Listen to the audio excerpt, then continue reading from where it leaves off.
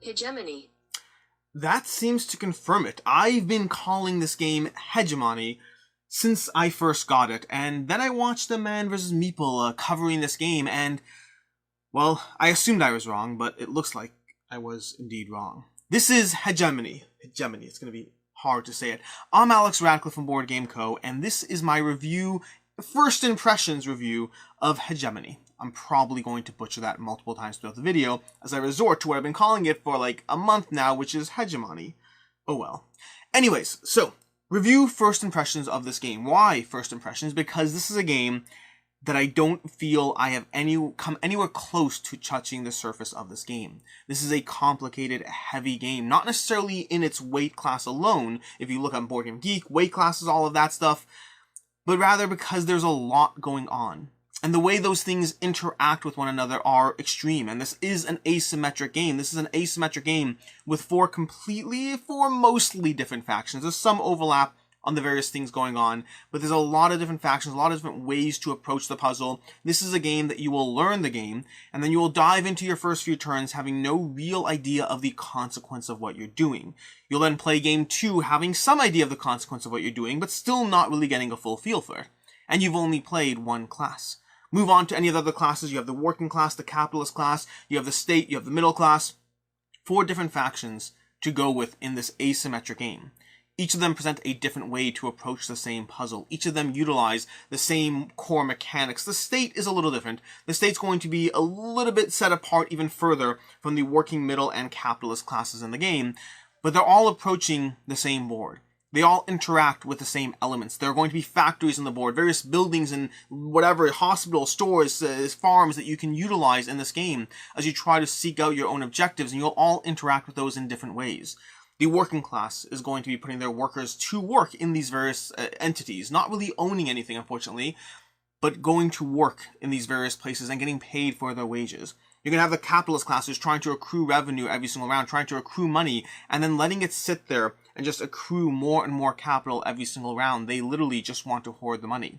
Then you have the middle class operating as a bit of a in-betweens. They own some businesses, but their workers work in other businesses. You see, the capitalist class has no workers at all. They're just about the ownership of the property, whereas the middle class is a little bit of a hybrid, a little bit of both. They have their own properties on the board, they have their own workers, but yes, the working class can work for them, but then that's also true, they can themselves be working for the capitalist class. A little bit of a mix going on. And then the state dealing with events, trying to ensure that, well, the money is being fairly or unfairly allocated, trying to shut down or enhance free speech in the game, dealing with the various entities in different ways. Giving them money when they need it, taxing them when they need it all the same, finding ways to interact with them as a government does in Hegemony. It's going to get me every single time. This is an asymmetric game where you're going to be playing as one of these 4 different factions, trying to pursue your own different goals. Everyone's going to have commonalities in the ways they earn victory points. Everyone's going to have common goals they're trying to go for, ways to earn money in the game, points they're going to score at the end of the game, but all slightly different at the same time. Again, the state's going to be the most different in terms of that, and this is not going to be a full coverage of what's going on. That would be a very long video to teach you how this game plays. This is a large game with a large setup. I don't even have everything on the table because I can't fit it all on this table. There's a lot going on here. It is not overly complicated, but it is a lot. There's a lot to go for in this game. There's a lot to know. There's a lot to interact with. There's going to be the various facts, the various policies that you're voting on in the game. You're going to have the fiscal policy, the labor market, taxation, welfare, the education, healthcare. You're going to have foreign trade, immigration, all these different policies that you're voting on in the game that you're trying to push your agenda towards the way that benefits yourself. You see, everyone's going to have different things that are better for them. If you're the working class, you're always going to want free education, because free education means you can train your workers better. It means you have a little bit more, well, you don't have to pay for the education, so you get a little further ahead in life. But whereas the state would like you to pay for that education, because the state would like to get money for that education. Meanwhile, the capitalist class and the middle class might be a little bit in between, and so all the factions and all these policies are operating under this compromise of what do I want for myself, what do you want for you, what is situationally beneficial for myself, how hard do I want to lobby and throw my support behind your policy, and just when perhaps am I willing to compromise and go completely against my best interests because you'll trade. Maybe I give you free education as a state, even though it's not good for me, but then you'll support me elsewhere in the game. Maybe you will, maybe you won't. There's a little bit of negotiation, a little bit of betrayal, a little bit of compromise and tactics around voting for those policies. See, every round you're going to be able to have the opportunity to influence the voting bag, to influence the cubes that come out. And then as one of the actions you can take, this is going to be a card-driven game that I didn't really talk about yet. This is going to be a card-driven game, whereas one of the actions you can take is to put your voting cube on one of these policies, to shift the policy to something else that you want, to try to change the way the game goes, and then drawing cubes from the bag, each party aligning themselves with a yes or no in terms of keeping the status quo and or changing it, and drawing cubes from the bag. And then those losers will put their cubes back in the bag, so they do get the vote isn't lost, so to speak, whereas the winners are going to get points and get what they actually wanted in the game. And your turn structure in this game is going to have, you're going to have these kind of hand of cards. You're going to have 8 cards to start off every round. This is a game that takes place across 5 rounds, and you're taking your hand of cards and you're going to play them out. Let's see, we're missing cards. We need an 8th card over here. You have your 8 cards, and you get to play one of them, either for the ability on them. You have all these different abilities on the cards. Alternatively, you can discard a card to take a standard action in the game. There's going to be standard actions, then there are free actions, which you can take a free action every round, and then there are the actual actions on the card, which very often, but not always, are enhanced versions of the standard actions. So maybe you want to sell goods to the foreign market, which might be something you can do. You can do it either way. But if you do it with the right card, maybe you get a little more of a discount or return or points for doing so. That's going to be the card-driven game, the card-driven engine that this game has, giving you different modifiers, different ways you can do things. You're the middle class, you want to build a business, you can do so on your own, paying the cost, building the business, trying to get workers into that business so you can then have your end-of-round production every single round. Or you might have a card that says, hey, take a free storage container and build a business and also get a discount of 4 if you match the 2. Different ways of modifying the game so you can match your strategy to suit the cards in your hand, which will give you little edges as you go forward. But there's always the fallback of taking those standard actions. There's always the fallback of being able to do what you want when you want. And so across those 5 rounds, you're going to take your 6 actions. Oh, I forgot to tell you that part. You have 8 cards, but you're only ever going to utilize 6 of those actions every round. And so across those 5 rounds, you'll take your 6 actions, you'll pursue what you're trying to do, you'll raise your businesses, you'll add workers, you'll enact events, depending on which faction you are and what you're doing, you'll influence the vote, you'll influence the bag, trying to put more voting cubes into the bag, you'll sell goods, you'll do any number of different things, trying to drive your endgame forward, the way you win in the game. Whether you're the working class, trying to just make sure your people are taken care of, whether you're the middle class, a little bit of compromise of the two, trying to ensure that you take care of your people, but also growing businesses. Whether you're the capitalist class just hoarding wealth, everyone has their different endgame. The states trying to keep all the factions up, trying to move their alignment with the factions up to try to make sure everyone is taken care of or just dealt with, as it were. There's a lot going on in this game. But ultimately it comes down to an asymmetric engine of everyone trying to interact with the board state to get what they want done across those 5 rounds. Which brings me to the review part of this, and I feel like I genuinely did not cover so many facets of what this game is. Like I said already, it's not immensely heavy, but there is a lot going on and a lot to take in, and diving into your first, second, and even third game, you'll still be feeling out how the game plays. But let's move to the review part, because I won't be able to cover everything, no matter how much I'd like to. And starting off with what I like about the game. And it really does feel like an exploration in this engine. This is a game that gives you a lot and it all works together very well. Each faction is a slightly different puzzle with the same pieces at play, but a different way that you're going to complete that puzzle, a different way that you're going to interact with that puzzle.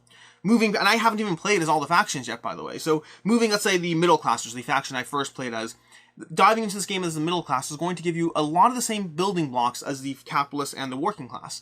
But diving back into it as the capitalist class is a different puzzle. Sure, you've built buildings before, you've raised businesses, you've started businesses, you've had employees, but what happens next is very different. Your endgames of trying to take care of your people, of trying to educate, to add more people to the board, add more workers. Well, as the capitalist class, you have no workers. You've dealt with workers, you've had to interact with them, you've had to ensure that the working class doesn't choose to go on strike. You have policies where you're going to be adjusting the minimum wage, and even without the minimum wage, you have the opportunity to adjust the raise itself. How much are you willing to offer to ensure your workers work for you? Because there are different factions on the board, and they're all offering different amounts of money, and so different workers will choose to go where, well, the pay is the most. Alternatively, if everyone's pay is too low, the working class has the ability to go on strike. There's a lot of interaction in the core aspects of the game. There's a lot of interaction in what is not really a lot, but is a lot to take in. Each faction has and this goes under the category of things I like, each faction has their own individual play array, two-sided, for the actions and the scoring of each faction, and they're really well done, those play arrays. They give you a lot of information to take in about, once you go through the game, once you've played it, being able to look at one side versus the other, see your basic actions, see your free actions, see the way you score. There's a lot going on. And then the card strategy, the card-based gameplay, which is something we've seen in a lot of games, card-based gameplay where you have cards that drive your actions forward. It works well in this game as well. And I covered that aspect already when talking about the game, but I love how you have little advantages in terms of what you're going to do. If you can look at your hand, your 8 cards at the start of each round, and try to match those cards to the strategy you're taking in the game. Because each faction has their own deck of cards. Each faction has their own unique catered deck that gives them the way they're playing the game. And so if you can apply those cards to your strategy and, well, pursue an ideal strategy with those discounts or edges that these cards will give you rather than taking basic actions, there's a lot going for you. But again, when your back's against the wall, you can take whatever action you want. So I like that flexibility, but also a driving force. I like walking into games where the game is giving me a little bit of a nudge or a push in one direction or the other, but the freedom to break free, the freedom to walk where I want to walk. And there's a lot of interaction in this game. Interaction between the different factions in terms of examples I've already given about workers going on strike, about lowering wages, driving workers to go one place versus another, trying to give your workers, as a capitalist class, you can give your workers bonuses. You give them a bonus and they're going to stick with you that round. They're not going to walk away. So it's a little bit of a mind game of, do you want to just bribe the workers to stay another round? Because it doesn't matter what the working class as an entity wants. If you've paid off the workers, they're going to stick it out for the next round and you'll be able to produce once again. You'll have to pay them wages, but you'll start producing. And if you can produce, then you can sell. And if you can sell, you can hoard money. And then there's the voting. All of the voting is one giant interaction as far as trying to figure out which policies can we enforce to, well, help ourselves and or hurt others. And it very much has that sheep and a wolf voting for what's dinner aspect, where sometimes you'll have 3 factions voting against somebody else, something that you can't stop because it's 3 against 1. They have the influence, they have the voting cubes, they have everything they need. But you can watch as people vote against your interests, as people vote to stop you. But don't worry, you'll be able to return the favor more often than not. There's an escalation in the points. There's an escalation in the points and the money. It's always flowing in. The 5 rounds, they drag on for way too long. I am somebody who likes having a lot of things to do in a game. But this is a game where I'd encourage, for your first game, even your second game, I'd almost encourage going 3 rounds for your first game, 4 rounds for your second, and 5 rounds for your fourth game. Because you get a lot done in 3 rounds. Forget 3 rounds, you get a lot done in 2 rounds. It doesn't feel like a full game, but you get a lot done every single round. It may not seem like it, with only 6 actions per round. 8 cards, you only take 6 actions. That's 6 actions per round, that's 30 actions per game, that's 12 actions in 2 rounds. It doesn't seem like you'd be able to do a lot.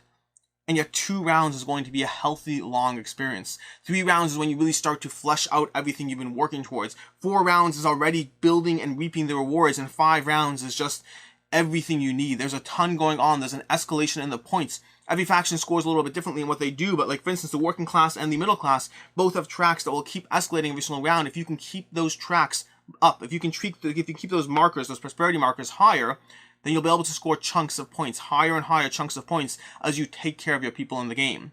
Another thing I like is the votes are never lost.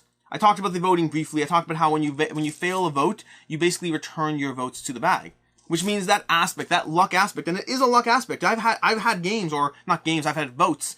I've had votes where you had that 3 versus 1, and then the 1 managed to persevere and still win, which feels a little bit unfair. Now, there is the concept of influence, which is a way of paying votes after the fact if you've acquired enough of it. But past that, even when you have that unfairness of a vote that didn't go your way, the winner's votes are going to be removed from the bag, and the loser's votes will go back into the bag, so you never really feel like you're lost. You never feel overly punished in the big scheme of things. You might feel punished in the moment, but it will equalize across the game. As far as things I didn't like in the game, to begin with, and I touched upon this a little bit, and it's a half a critique, which is some votes are inherently good for one side versus the other. I talked about how welfare, for example, as the working class, you're never going to want to vote for welfare, for education to be more expensive. Same thing with healthcare benefits as well. There's never an incentive to vote for those things to be more expensive. Which means some of the voting is situational. Some of the policies at play are situational in the sense that I'm going to walk into the board, and depending on how things are going, depending on who's employed where, I may want one policy versus the other. But sometimes you just want a certain policy, which can take away a little bit of the nuance. Now, I said it's half a critique because there are times where you can negotiate with the players. There are times you can say, you know what, I won't push for this vote, or I'll align with you against my interests as long as X, Y, and Z, or whatever it is. So there is a trade-off even in those cases. But I find that more often than not, with the more vanilla votes that are inherently good for one side versus the other, it doesn't often end up being a trade-off. It ends up being, I'm trying to get free education and welfare because those things will help me. So some of the nuance around voting is lost. Some of the nuance is not so much nuance about situational, but rather just one thing's good for me, one thing's good for you, it is what it is. Now, it won't always ever be the case for every vote, for every faction. Everyone will have different aspects of that, but it takes a little bit away from the voting. More importantly, I would say this, well, before we get to the more importantly, one more thing with the voting that I don't love, which is the voting at the end of the game. One of the big things you get at the end of the game, one of the big point scorers for various factions is having the votes in your category. So for example, if I'm the middle class, I want all the voting policies to be in the middle over here. And if I can do so, I'm missing one of my black cubes. If I can do so, if I can have all the voting in the middle column, I'll get a giant chunk of points. And that end of game luck. I mentioned how the luck of the voting bag isn't a problem because the cubes go back in, it recycles, it balances out. But at the very end of the game, having votes go your way can result in a big swing in points that can make a difference in terms of who wins the game in a close game. So the luck, while it does even out most of the time, while it works out fine, that end game, the final votes you have in terms of aligning votes one way or the other, that's where having a bag that acts against the odds can feel a little frustrating. But what I would say my biggest problem with this game is going to be the accessibility of it. This is a game that, to begin with, is a table hog.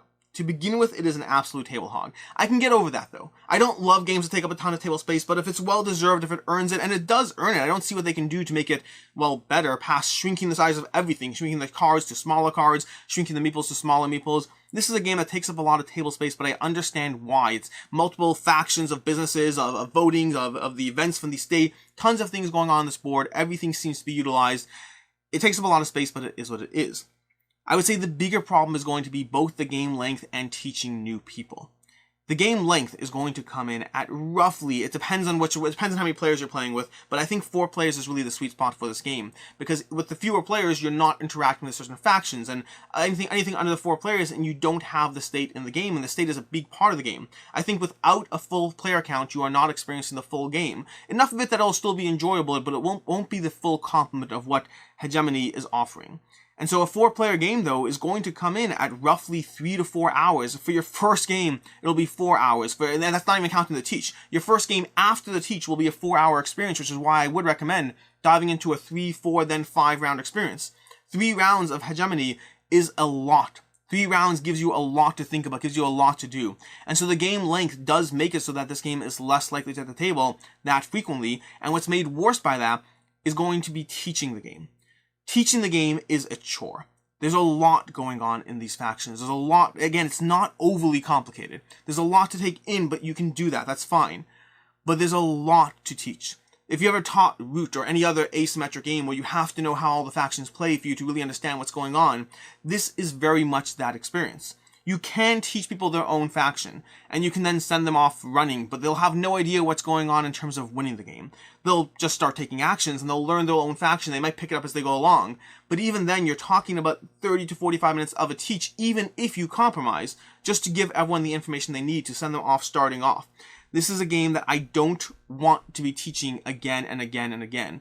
It's a game I want to teach to my core group, and then just play it with them. And that's it. This is a problem I've had with games like Root, with games like Battlestar Galactica. Any game that has an hour of rules, I find that I don't love reteaching it on a constant basis, and so I only play it with the people who have played it the first time, which works well as long as you have a core group that's repeating.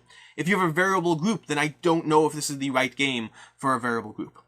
As far as I can see others not liking, to begin with what I just said, there's a lot to take in. It can be very hard to see how to score. It can be very hard to stop opponents from scoring until you've really played as every single faction. Because you're very much playing your own game. Your first few games, until you're, I don't even know how many games in, because I'm not there yet.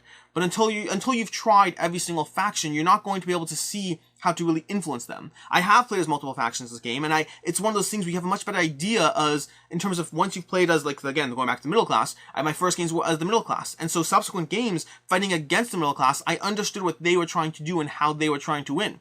but I've never played as a state. So how do you deal with the state? How do you interact with them?